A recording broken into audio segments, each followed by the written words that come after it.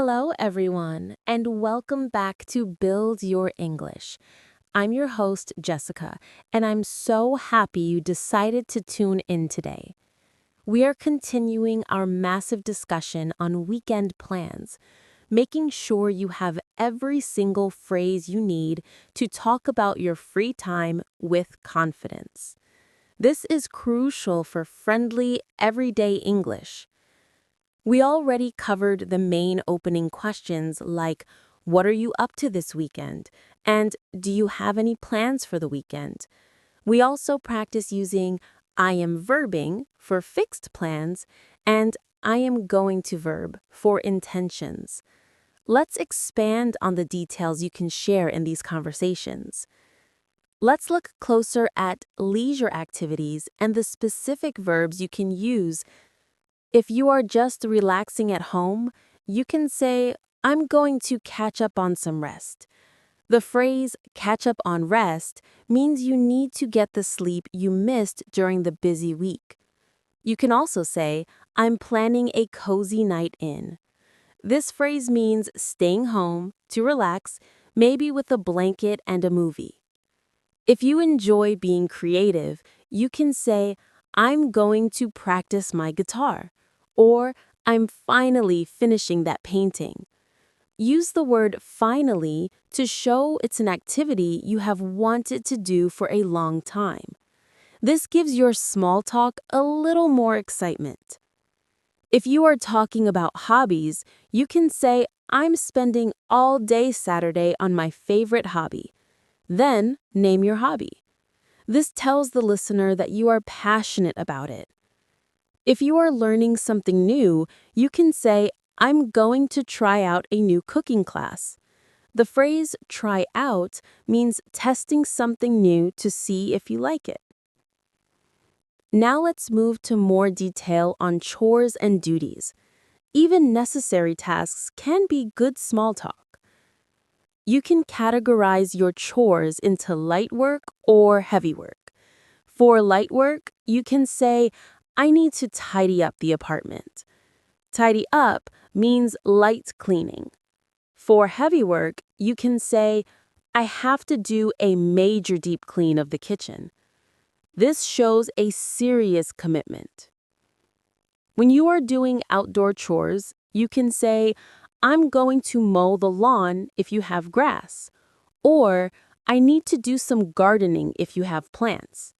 These specific terms are helpful for talking to neighbors or friends. You can express your feeling about the chores. You can say, I'm dreading having to clean the garage. Dreading means you really don't want to do it. Or you can be positive and say, I'm looking forward to getting the house organized. The phrase looking forward to shows excitement. Now let's focus on the important skill of making and responding to invitations. The weekend is the perfect time to do this. If you want to invite someone to your plan, you can ask, do you want to join me? This is simple and direct. For example, I'm going to the park. Do you want to join me? If you are inviting them to an event you're hosting, you can say, I'm having a small party on Saturday. Are you free to come? The phrase, are you free, is essential for asking about someone's availability. If someone invites you and you want to say yes, you can use clear acceptance phrases. Say, yes, that sounds great, or I would love to come. You can also ask for details by saying, what time should I be there? This confirms you are coming. If you need to say no politely, you must give a reason. Say, thank you for the invitation, but I already have plans that day. Or, I wish I could, but I have to work this weekend. The phrase, I wish I could, shows you are genuinely sad to miss it. Never just say no. Always say thank you first. Another important skill is talking about plans that change. Sometimes the weather or other issues force you to change your plans. You can start by saying, My plans changed because of the weather.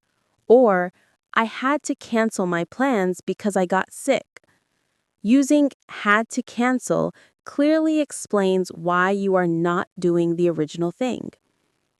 When you make a new plan, you can use the phrase, so instead, I am going to see a movie. The word instead clearly signals the replacement activity. You can also say, we postponed our trip until next month. Postponed means moving the plan to a later date. A great phrase to use when explaining an unexpected change is something came up. This means an unexpected event happened that requires your attention. It's a polite and vague way to explain a sudden cancellation. Let's review the grammar for talking about future intentions and goals. This is an advanced step for A2 to B1 learners. You can use the phrase, I'm hoping to, for things you want to achieve but aren't certain. For example, I'm hoping to finish reading my book this weekend. You can also use I intend to for a strong personal goal. I intend to go to the gym both Saturday and Sunday. Another way to express a future goal is using the phrase, my goal for the weekend. This shows focus and determination. For example, my goal for the weekend is to completely relax and forget about work. Remember that successful small talk relies heavily on asking good follow-up questions. When the other person tells you their plans, you must ask more than just one question.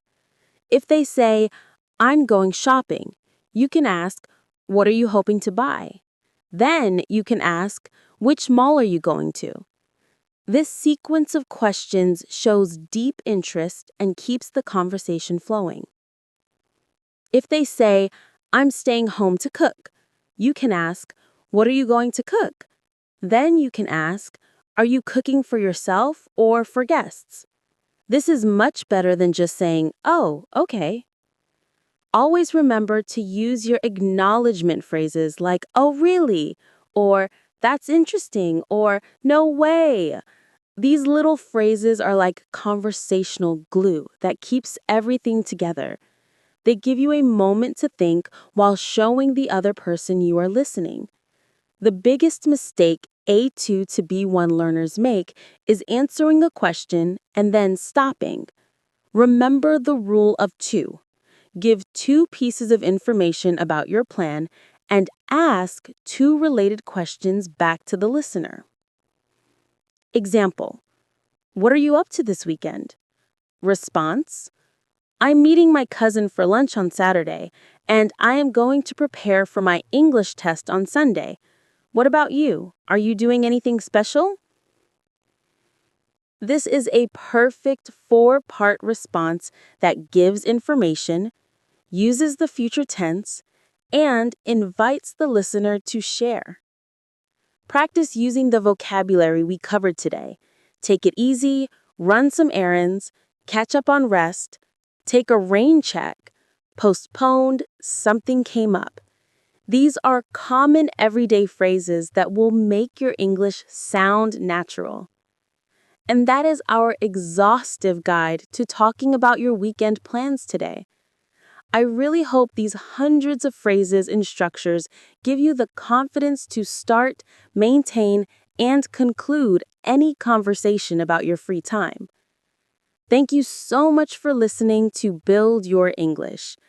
Please remember to subscribe if this episode was helpful to you. My closing message to all of you is this: keep learning, keep speaking, and keep connecting with the world.